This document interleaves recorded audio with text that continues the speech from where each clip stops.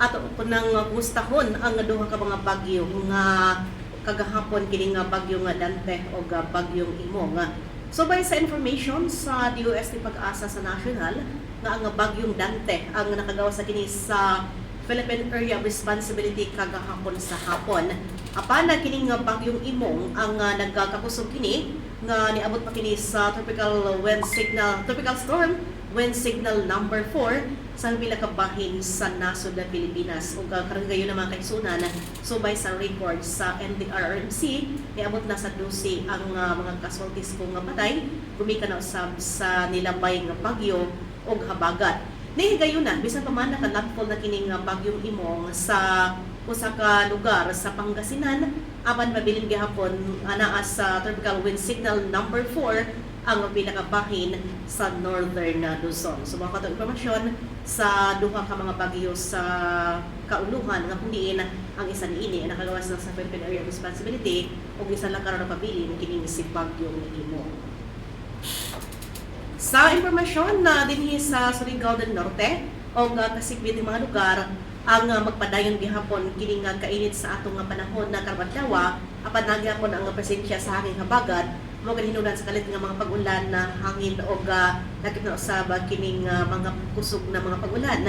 Alas 3 sa kadlaw kanina ang sentro sa mata sa bagyong Imong ang gi-estimate na kini sa may kadagatang bahin sa baknutan na La Union adto na kini kakusgon nga hangin nga 120 km sa matag oras sa duol sa mga sentro ang pag-unos niini samtang ang pagbugso mabot kini sa 165 km sa matag oras ana ang movement niini sa north-eastward sa 20 km per hour. Gawas niini ana usab ang hangin habagat nakaapekto sa central o southern Luzon lakip na sa Visayas o Mindanao. Gawas sa mga bagyo ang tropical cyclone na nakini sa gawas nga bahin sa Philippine Area of Responsibility alas 3 ang takna sa kaadlaw na ang tropical storm nga kanhing gingalan og Dante.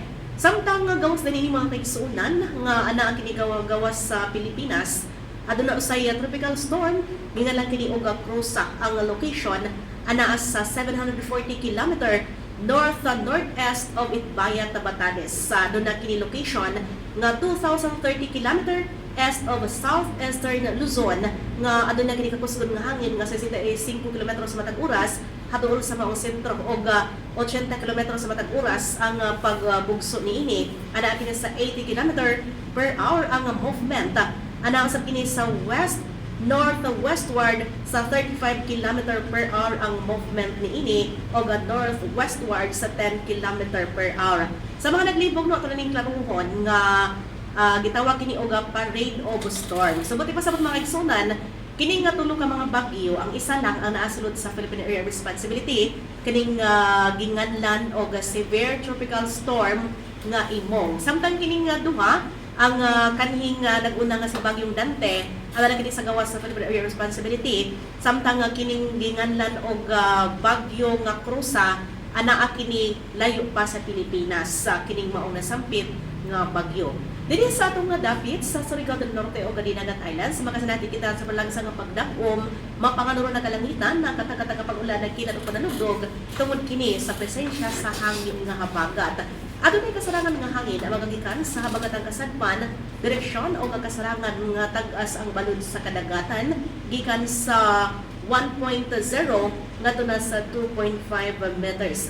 Ang pinakataas na temperatura, medyo init karon na maabot kini sa 35.6 degrees Celsius. Ang high tide, alas 10:19 karong buntag sa sukod nga 1.5 meters, samtang ang low tide, alas 7:18 onyang gabi. Ang adlaw ni subang, alas 5:26. Oras sa pagsalop, alas 6:02. Ang takna sa kagabion.